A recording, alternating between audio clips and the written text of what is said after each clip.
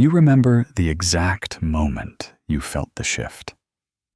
It wasn't necessarily a loud explosion or a cinematic crash.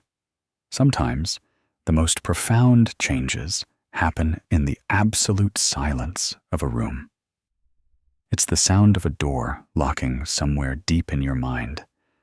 A click, so faint, only you could hear it, but so final that everything after it sounded different.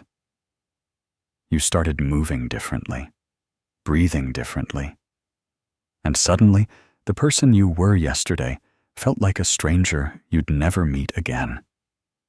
We spend so much of our lives mourning that old self. We look back at photos or memories of that version of us, the one who was lighter, louder, and fundamentally unafraid. And we feel a pang of betrayal. We ask ourselves, where did they go? Why can't I just go back to being that person? We treat our current selves like a broken shadow of a once perfect original. But there is a truth we often miss in our grief. That person didn't have to survive what you survived. They weren't equipped for the storm that came. They were a fair weather version of you, built for a world that still felt safe. The you that exists right now is the one who stepped up when the world stopped making sense. You're standing here today because a new version of you took the wheel, even if you didn't give them permission to, and even if you didn't like the way they drove. This version of you learned how to scan a room in seconds. This version learned how to swallow their words to keep the peace, or how to shut down entirely so the pain couldn't find a way in. It's a heavy, complicated transformation, but it was a necessary one. Think about the sheer courage it took for your soul to adapt like that. When the ground beneath you turned to water, you didn't just sink.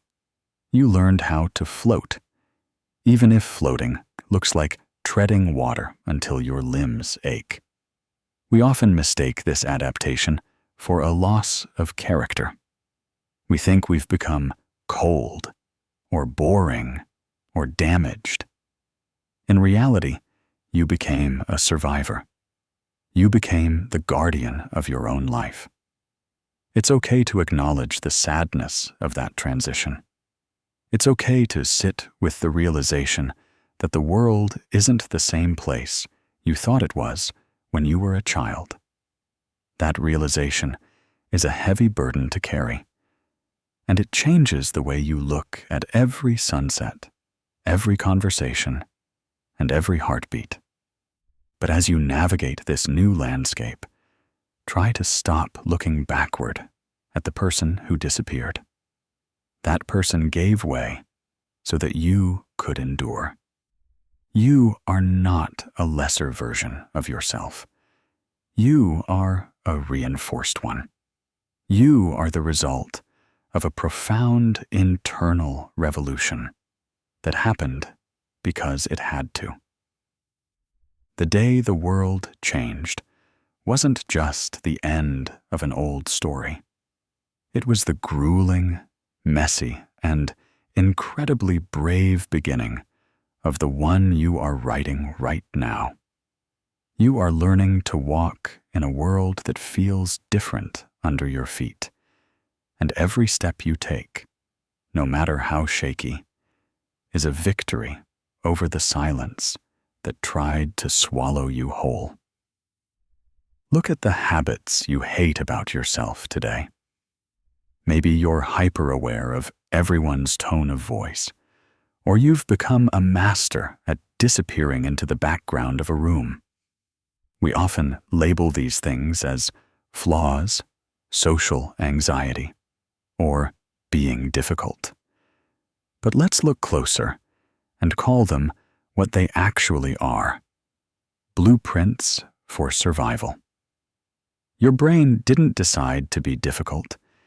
It decided to become a fortress.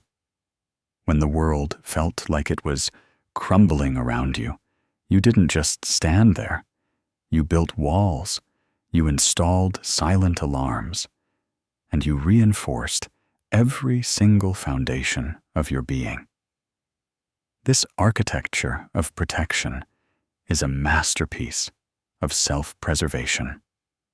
Think about the way you catch a micro-expression on a friend's face and immediately start apologizing, even if you've done nothing wrong. That isn't a personality defect. It's a high-tech radar system you built years ago to predict a storm before the first drop of rain fell. You learned to read the air because, at one point, your safety depended on knowing exactly which way the wind was blowing. You became a linguist of silence, learning to translate the heavy pauses and the sharp exhales of the people around you. We carry these blueprints into our adult lives, into our kitchens, our offices, and our bedrooms, often wondering why we can't just relax. But how do you tell a structural beam to stop holding up the ceiling? How do you tell a lighthouse to stop searching the dark? You are built of these reinforcements. Maybe your protection looks like perfectionism, the idea that if you are flawless, if you never make a mistake, then no one can ever have a reason to hurt you again. Or maybe it looks like avoidance, the quiet exit you make from a conversation before it gets too deep. Because vulnerability feels like leaving the front door wide open in a neighborhood you don't trust. It is exhausting to live inside a fortress. It's lonely to be the only one with the keys to the gate. You might find yourself looking at people who seem to move through the world with a sense of ease, wondering how they can leave their windows unlatched. You might even feel a sense of shame, as if your need for safety is a burden to those who love you. But your architecture isn't a prison sentence. It's a testimony. It says that when things got hard, you didn't give up on yourself. You found a way to stay. Every time you overthink, you are actually just trying to solve a puzzle that once had high stakes. Every time you withdraw, you are just giving your nervous system a chance to catch its breath. We spend so much energy trying to tear these walls down, but maybe the first step to healing is actually thanking the walls for standing. They did their job. They kept you here. They held the roof up when the pillars were shaking. Healing doesn't mean you have to bulldoze everything you've built and start from scratch. It means slowly, carefully, beginning to renovate. It's about realizing that the war is over and you are allowed to put down the heavy shield. You can start by opening a single window. You can start by trusting the foundation enough to lean against it instead of constantly trying to shore it up. You aren't broken or too much. You are a highly sophisticated, deeply intelligent response to a difficult environment. You are a survivor who built a home out of the wreckage. And that is a feat of incredible, quiet strength. It's a strange, heavy feeling to look at your own reflection and feel a sense of quiet resentment.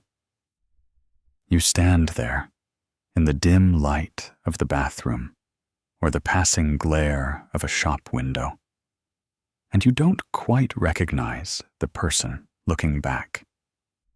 You see the tired eyes that seem to be searching for a threat even in a locked room. You see the way your shoulders stay bunched toward your ears, a physical manifestation of a weight you can't quite put down.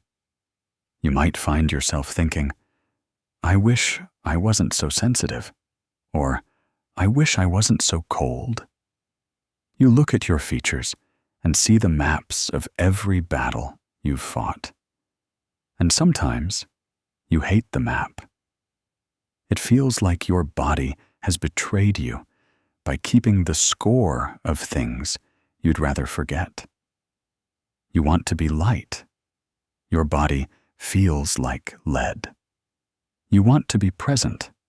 Your mind is already 10 miles down the road, planning an escape.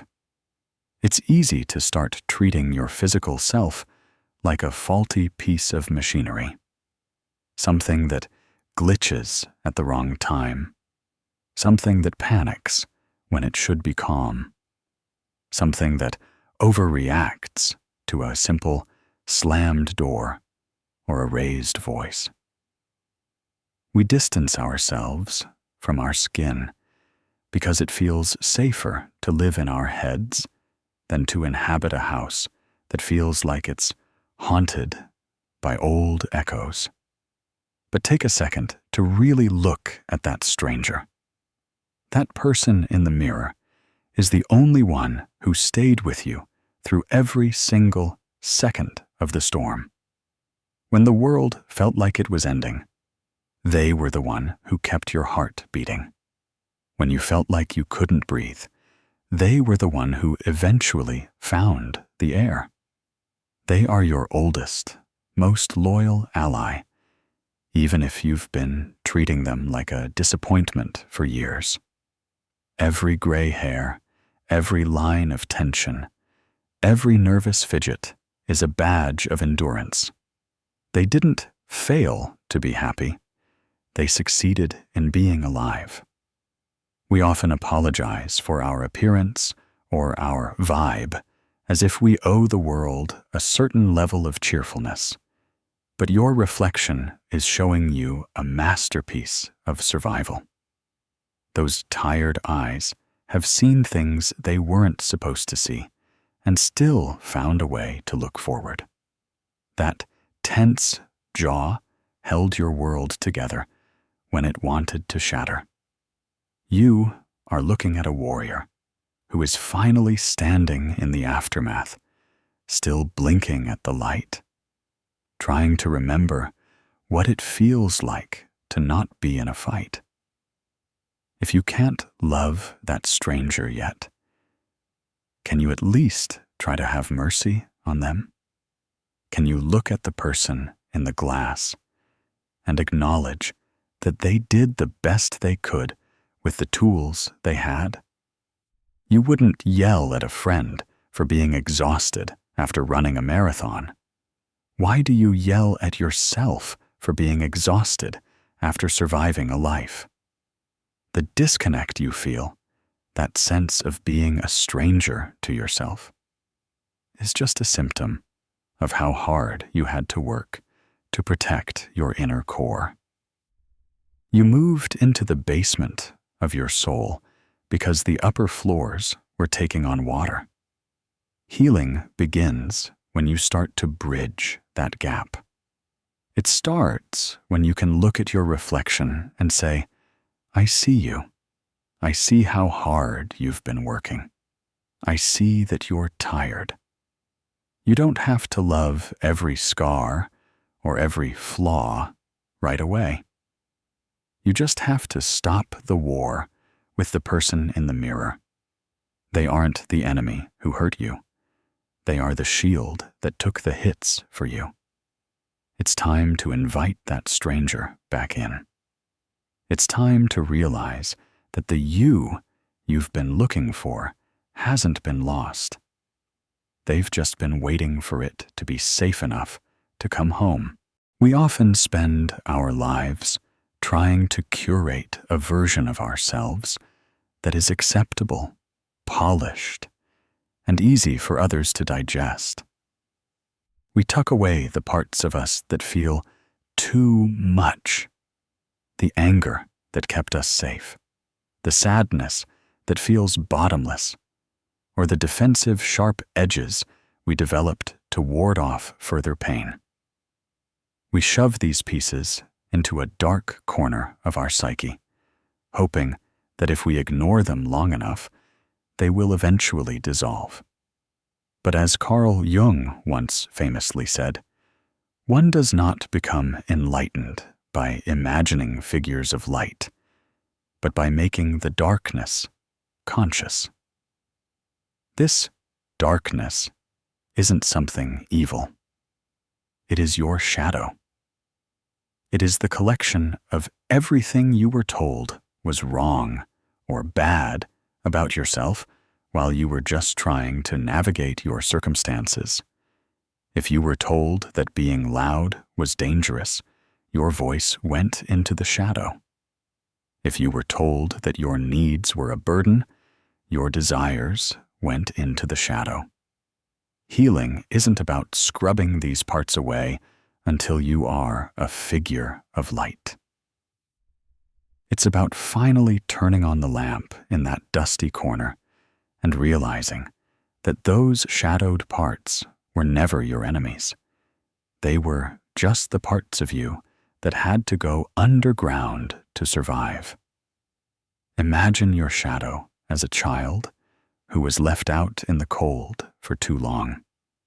When that child finally knocks on the door, they might be screaming. They might be messy. And they might be terrifying to look at. Your instinct might be to lock the door even tighter. But the screaming isn't an attack. It's a plea for warmth. Transitions in life often force these shadowed parts to the surface. When you're healing, you might find yourself feeling unexpected rage or a sudden, crushing vulnerability. Instead of judging yourself for these regressions, try to see them as your shadow finally feeling safe enough to show its face. Jung pointed out that when we refuse to look at our shadow, it doesn't disappear. It simply runs our lives from behind a curtain. It manifests as that unexplained self-sabotage, that sudden burst of tears at a commercial, or that deep-seated feeling of being an imposter in your own life. We spend so much energy trying to suppress these parts that we have no energy left for actually living. We are like someone trying to hold a dozen beach balls underwater at once. Eventually, something is going to pop to the surface with a force we can't control. The transition from surviving to healing happens the moment you stop trying to kill off the parts of you that you've been taught to hate. It happens when you look at your defensiveness and say, "I see why you're here. You were protecting me when no one else would." It happens when you look at your fear and say, "You can come inside now. The storm has passed." You aren't fixing yourself. You are reintegrating yourself. You are gathering up all the scattered pieces of your soul that you dropped along the way while you were running for your life. This process is messy. It isn't a straight line of progress, and it certainly isn't always reflective or grounded. It is emotional and raw, but there is a profound, quiet dignity in finally being whole. When you stop fearing your own shadow, you stop fearing the world. You realize that you have the capacity for both great pain and great resilience, and that neither one makes you unlovable. By making the darkness conscious, you aren't just revealing your wounds, you are revealing your depth. You are learning that the you trauma created is a complex, multifaceted person who no longer has to hide in the dark to stay safe. There is a specific kind of bone-deep fatigue that comes from being on high alert for years. It isn't the kind of tiredness that a long weekend or a few extra hours of sleep can fix. It is a metabolic, spiritual, and emotional exhaustion that settles into your very marrow. It's the feeling of being completely drained, even after a full night's rest, because while your body was still, your mind spent the entire night scanning the perimeter, checking the locks of your memory, and preparing for a threat that hasn't lived in your house for years. You've been running a marathon with no finish line, carrying a heavy backpack full of just in case and what if. And your soul is finally starting to admit how heavy that weight has actually been. When you are in survival mode, your system is flooded with the energy required to stay alive. You are living on credit, borrowing energy from your future self just to get through the next hour, the next conversation, the next day. But eventually, the bill comes due. This exhaustion often hits the hardest right when things finally start to get good. It's a cruel irony of healing. As soon as you are safe enough to relax, your body finally feels permission to collapse. You might find yourself crying over a dropped spoon, or feeling like you can't possibly make one more decision, even something as small as what to have for dinner. You aren't being dramatic or lazy. You are experiencing the massive power down of a system that has been overclocked for a lifetime. Think about the sheer amount of cognitive labor it takes to constantly monitor the moods of everyone in the room, to rehearse every sentence before you speak it, and to keep your own emotions tightly coiled so they don't inconvenience anyone. That is a full-time job that you never applied for, and you've been doing it without a single day off. It is exhausting to be your own bodyguard. It is draining to be the one who always has to have it together because you feel like if you let go for even a second, everything will shatter. You have been holding the sky up with your own two hands, and you are allowed to admit that your arms are shaking. This exhaustion is actually a sign of progress, though it certainly doesn't feel like one. It means the guard dog in your brain is finally starting to sit down. It means the emergency sirens are finally fading into the distance. But the silence that follows those sirens can be overwhelming. In that quiet, you finally feel the ache of the wounds you didn't have time to tend to while you were running. You finally feel the weight of the grief you had to postpone so you could keep moving. It's okay to be unproductive during this time. It's okay if your only accomplishment today was breathing. We live in a world that demands we bounce back and stay positive, but survival doesn't work that way. You can't rush a nervous system that is trying to learn how to feel safe. You have to treat yourself with the same tenderness you would give to someone who has just walked out of a natural disaster. You are allowed to be tired. You are allowed to take up space without being useful. You are allowed to sit in the rubble of your old life and just exist. Loving the you that trauma created means acknowledging the depth of your fatigue and saying, I see how hard you've worked. It's okay to rest now. I've got the watch. We often walk through life with the mistaken idea that healing looks like a vase being glued back together until the cracks completely disappear. We want to be seamless again. We want to reach a point where we can look at ourselves and see no evidence of the breakage, no memory of the impact. But the truth of the human heart is that the cracks are where the story lives. They are the lines of our personal history, and trying to hide them is like trying to hide the very thing that makes us resilient. Carl Jung noted that the most terrifying thing is to accept oneself completely. Notice that he didn't say the most beautiful thing or the most peaceful thing. He used the word terrifying, because true acceptance means you have to stop cherry-picking the parts of yourself that you like.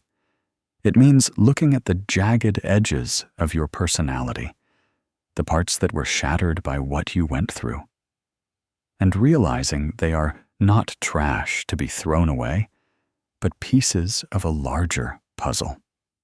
Integrating the broken pieces means acknowledging the version of you that snaps at loved ones when the house gets too loud, or the version of you that shuts down and becomes unreachable when things feel too intimate. It's easy to love the healed version of you that meditates and speaks kindly. It is much harder to love the broken version that is still triggered, still scared, and still reactive. But that reactive part of you is just a piece of the vase that landed furthest from the center. It still belongs to the whole. When you try to push those pieces away, you aren't becoming better. You are just becoming smaller. You are leaving parts of your soul behind in the wreckage. Think about the art of repairing something with gold. The idea that a break doesn't make an object less valuable, but more precious because it has survived. Every time you choose to be kind to a part of yourself you used to be ashamed of, you are applying that gold. When you say, "I am a person who sometimes gets overwhelmed, and that is okay," you are fitting a piece back into place. Integration isn't about getting rid of your history. It's about changing your relationship to it. It's moving from "I am broken" to "I am a complex architecture of everything I have survived." This process is terrifying because it requires us to give up the fantasy of the perfect self we thought we were supposed to be. We have to mourn the person we might have been if the trauma hadn't happened, and instead start to fall in love with the person who actually exists. That person is a bit of a mosaic. They are made of old dreams and new boundaries, of deep scars and incredible insights. Some pieces might still feel sharp to the touch. Some might not seem to fit perfectly yet. But there is a profound, quiet strength in no longer being at war with your own composition. Accepting yourself completely means standing in the middle of all your scattered pieces and saying, "You all belong here. The anger belongs. The fear belongs. The strange, quiet joy that occasionally bubbles up belongs too. You are not a before and an after. You are a continuous, evolving whole. When you stop trying to hide the cracks, you stop being afraid of being seen. You realize that your value never came from being unbroken. It came from the fact that you are still here, standing, made of 1,000 different pieces that have been forged in the fire and put back together by your own two hands. Think about the last time you felt a sudden, sharp tightness in your chest, or a heavy, sinking knot in your stomach for no apparent reason. Maybe your breath became shallow while you were just sitting on the couch, or your hands started to shake during a perfectly normal conversation. We often interpret these physical reactions as a nuisance or a sign that we are losing it.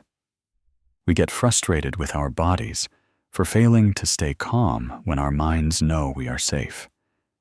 But that physical sensation is your survival. Self trying to talk to you in the only language it knows. It doesn't have access to your vocabulary. It doesn't understand logic or calendars or the fact that the person who hurt you is gone. It only understands the language of sensation. And it is using every nerve ending to tell you a story about protection. When you've lived through trauma, your body becomes a library of every moment you couldn't process at the time. It stores the flinch you didn't finish, the scream you had to swallow, and the tension of 1,000 moments where you had to be smaller than you were.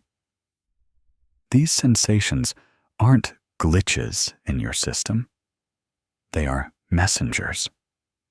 Instead of getting angry at your body for overreacting, try to treat it like a loyal, exhausted friend who is still worried about you. When you feel that familiar surge of adrenaline or that sudden urge to run, try to pause and listen. Your body isn't trying to sabotage your day. It's trying to save your life for the 10,000th time. It hasn't realized yet that the war is over. Learning the language of your body means moving from judgment to curiosity. When your heart starts to race, instead of saying, "Why am I like this?" try saying, "I hear you. I know you think we're in danger right now, and I'm so grateful you're looking out for me." This subtle shift, treating your physical reactions with compassion rather than contempt, is where the deepest healing begins. You are teaching your nervous system that it can finally stand down. You are building a bridge between your conscious mind and your primal instincts, reassuring the part of your soul that it can trust the environment you've built for yourself today. It is a slow and often frustrating process to reconnect with a body you've learned to ignore. For a long time, it might have felt safer to live from the neck up, staying in the world of thoughts and ideas where you have more control. Dropping back down into your physical self can feel like entering a room you haven't cleaned in years. It's overwhelming, and you might not like what you find. You might find pockets of grief in your hips or old anger in your jaw, but you cannot fully love the you that trauma created if you refuse to inhabit the house they live in. By acknowledging these physical signals without trying to fix them immediately, you are offering yourself a radical kind of grace. You are saying that your body's memories are valid. You are acknowledging that just surviving took a physical toll, and that your muscles and bones deserve to be tended to. Every time you take a deep, conscious breath into that tightness in your chest, you are sending a signal of safety back down the line. You are telling the survival self that it no longer has to carry the shield alone. You are coming home to yourself, one heartbeat at a time, and teaching your body that it is finally allowed to let the weight go. You might feel a heavy, lingering sense of guilt for the ways you've changed. Perhaps you look back at the version of yourself from 5 or 10 years ago, the one who was always the life of the party, the one who said yes to every request, or the one who seemed to have an endless well of patience. And you feel like you've let everyone down. You might find yourself apologizing for your new boundaries, or feeling like an imposter when you can't force yourself to be as easygoing as you used to be. It's a common grief. The feeling that you've become difficult or damaged because you no longer have the capacity to perform the person you once were. But it is vital to realize that your change isn't a failure of character. It is your trophy. People in your life might say, "You've changed," and they often mean it as a criticism or a lament for the version of you that was more convenient for them. They miss the version of you that didn't have walls, the one who didn't require so much processing or space. But you didn't change because you were bored or because you wanted to be difficult. You changed because you had to adapt to stay alive. You changed because the environment you were in demanded a different set of tools. You don't owe the world a version of yourself that is easier for them to handle, but harder for you to maintain. The old you was a beautiful person, but that person didn't know how to survive the storm. The new you does. Relinquishing this guilt means accepting that your boundaries are not mean. They are the protective casing around your peace. If you've become quieter, it's likely because you've learned the value of your own energy. If you've become more selective about who you spend time with, it's because you now understand that safety is a non-negotiable requirement for your presence. You are allowed to be less fun if fun was just a mask you wore to hide your fear. You are allowed to be less productive if your previous productivity was fueled by a desperate need to prove your worth. There is a profound freedom in stopping the constant apology for your own evolution. You are not a static object.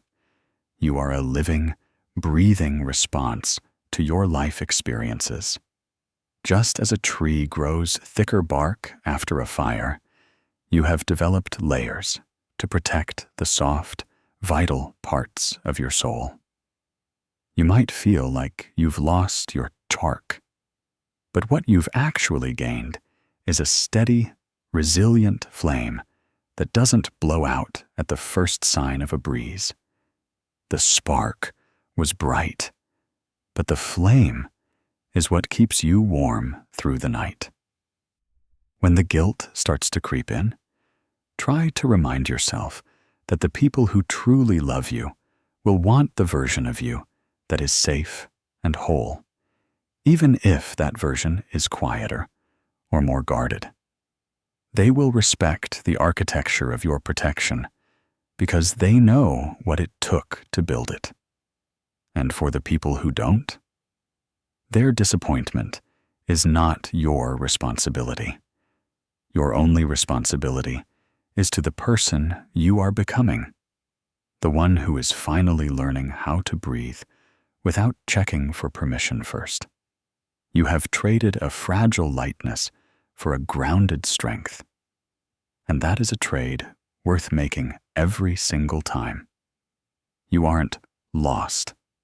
You are just no longer where people used to find you.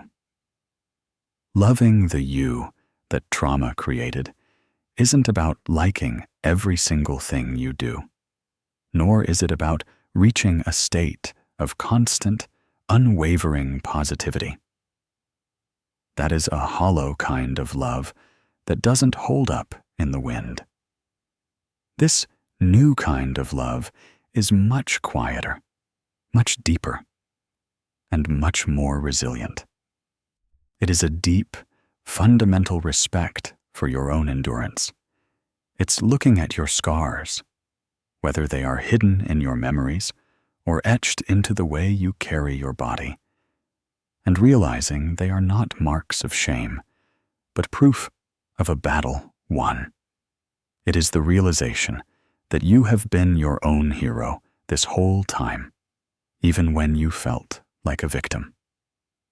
This love begins with a radical kind of kindness toward the version of you that is still struggling.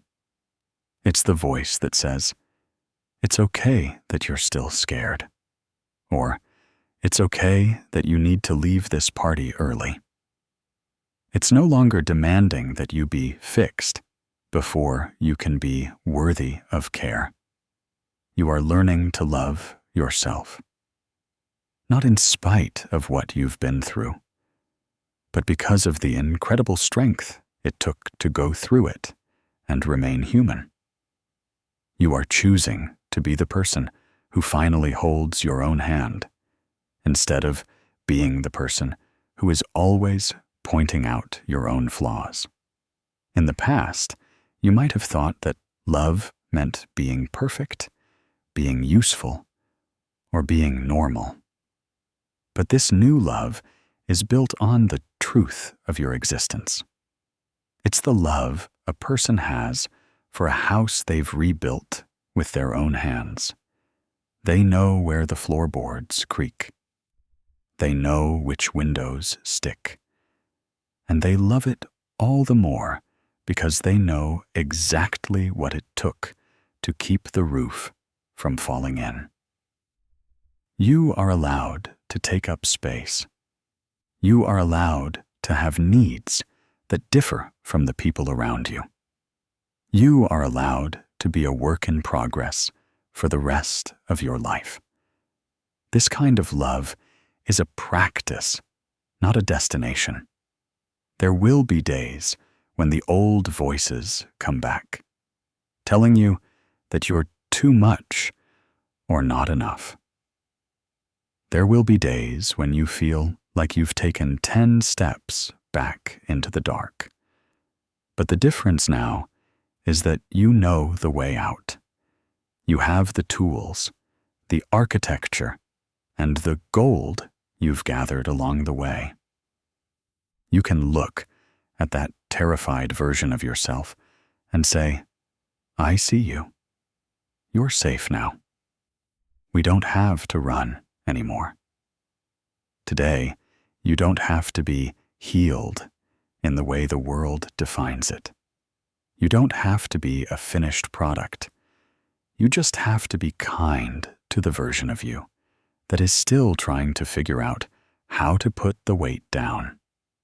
You are learning to breathe in a way that feels like a gift rather than a chore.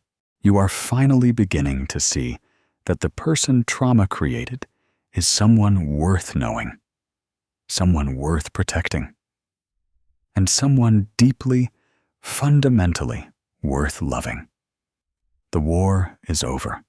The light is coming through the windows, and for the first time in a long time, you are allowed to just be.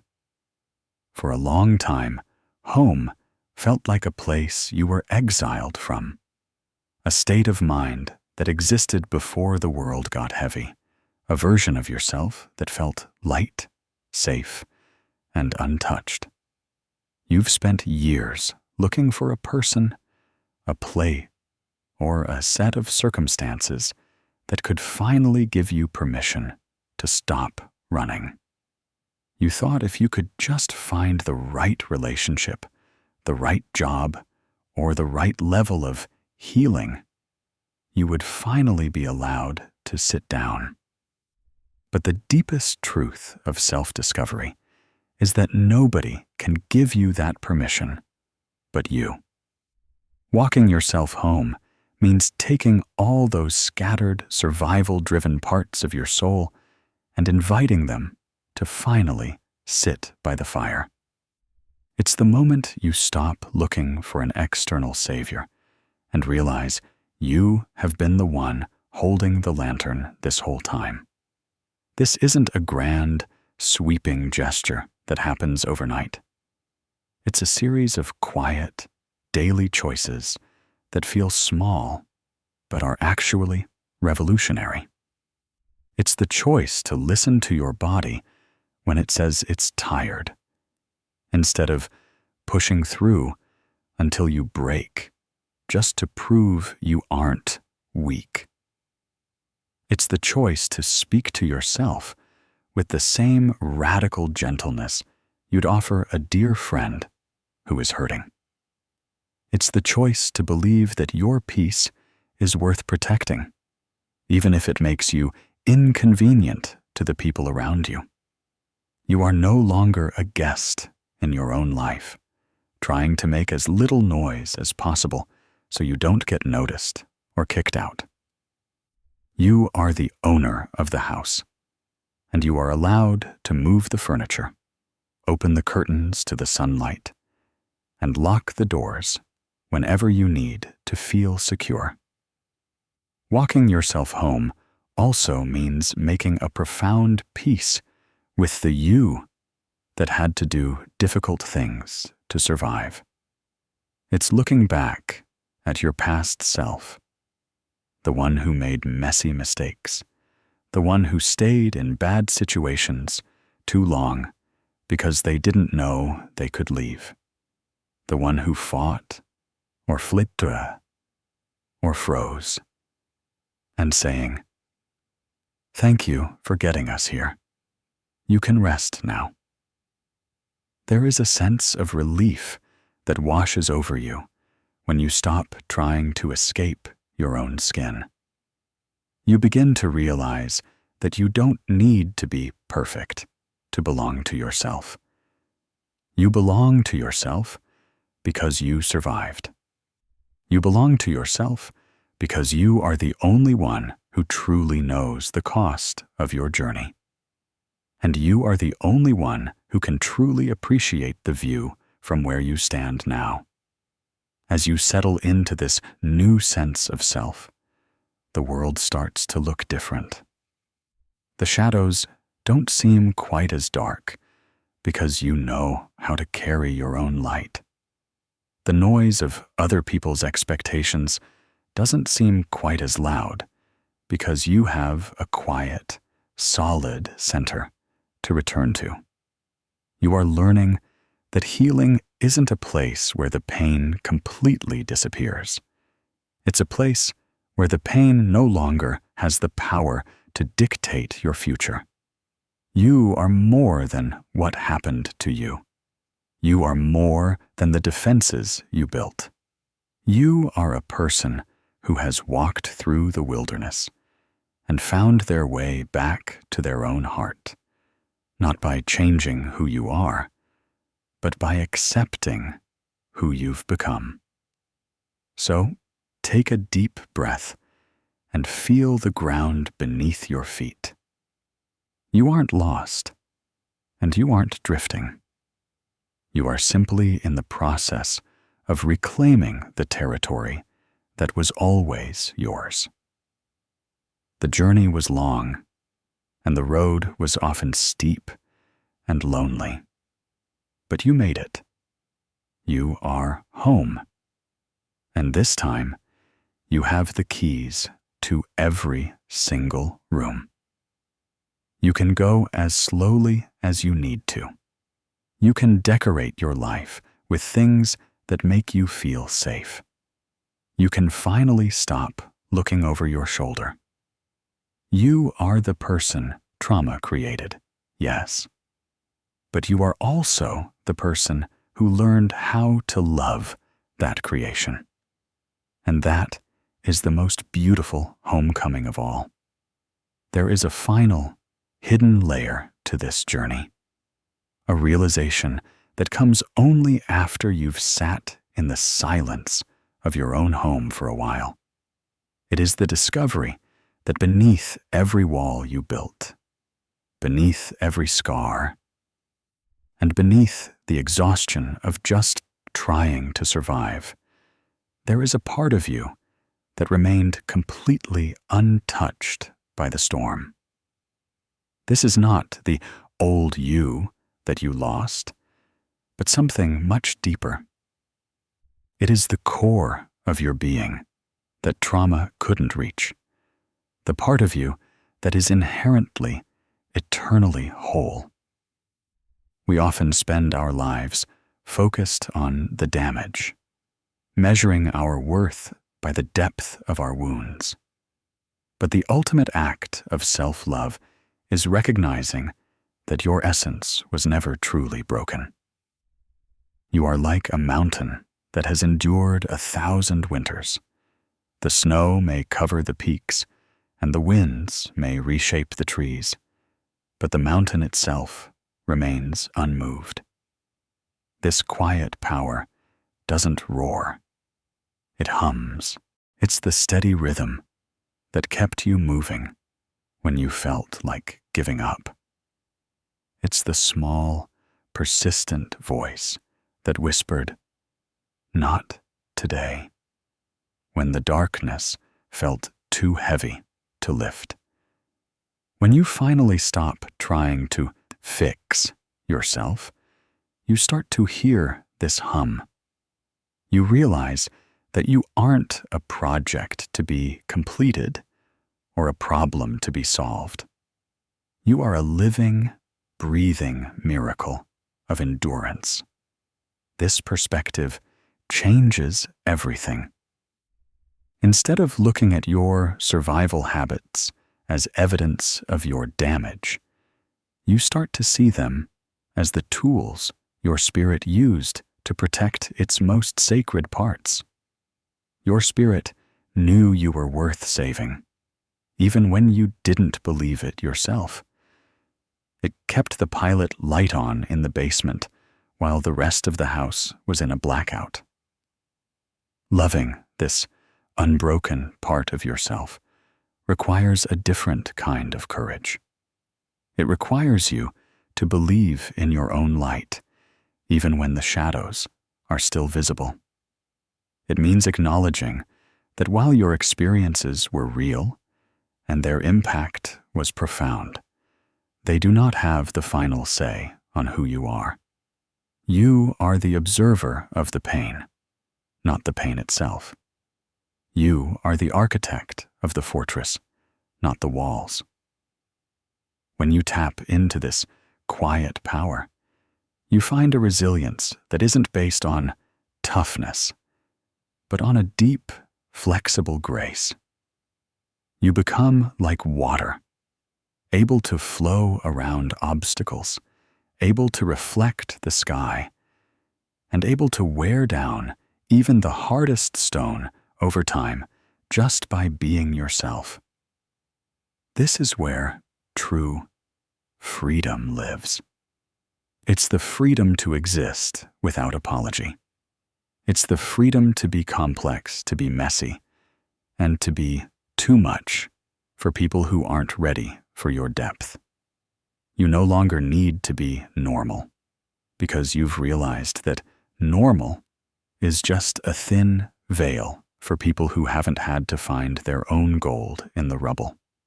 Your value isn't something you have to earn or reclaim.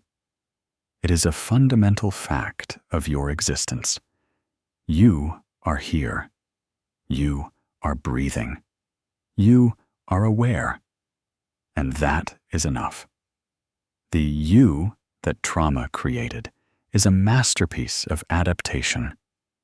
But the you that survived is a testament to the indestructible nature of the human spirit. As you move forward into this new chapter, carry this quiet power with you. Let it be the ground you walk on and the air you breathe.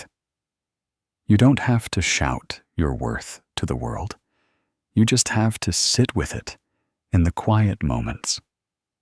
You are the witness to your own incredible story, You are the survivor, the architect, the stranger in the mirror, and the person who finally walked themselves home.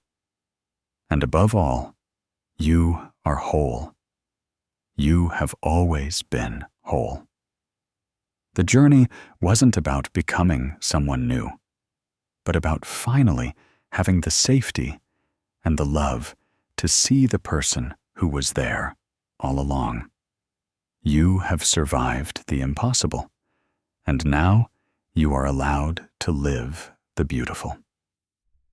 We often speak of healing as a destination, a place we arrive at where the work is finally finished and the memories no longer have teeth. But the truest form of love you can offer the you that trauma created is the permission to simply stay. To stay in the present moment, even when it feels uncertain. To stay in your own body, even when it feels heavy. To stay on your own side, even when the old voices of doubt try to pull you back into the storm. You have spent so much of your life preparing for the end, of safety, of peace, of yourself. But look around. You are still here. The script of your life didn't end where the pain began. It merely changed genres. You have moved from a story of survival into a story of existence, and eventually into a story of depth. You are not a victim, and you are no longer just a survivor. You are a person who has integrated the darkness and the light into something entirely new. As you close this chapter, remember that you don't owe anyone a perfect recovery. You don't have to be a polished version of yourself to be worthy of the space you take up. Healing is not a linear climb. It is a spiral. Some days, you will feel like you've reached the summit, and other days, you will feel the cold air of the valley again. But each time you circle back, you do so with more wisdom, more gold, and a stronger architecture to hold you up. If this reflection felt like a mirror you finally recognized yourself in, please hit the like button. It helps this message find its way to others who are sitting in the dark, wondering if they'll ever feel at home in their own skin again. Subscribe to the channel and join our community.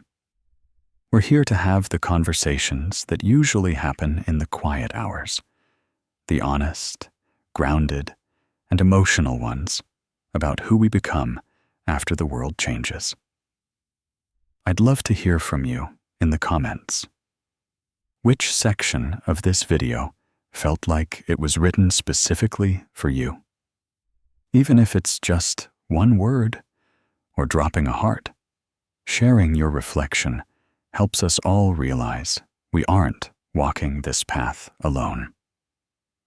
Thank you for being here, for your courage, and for staying. I'll see you in the next one.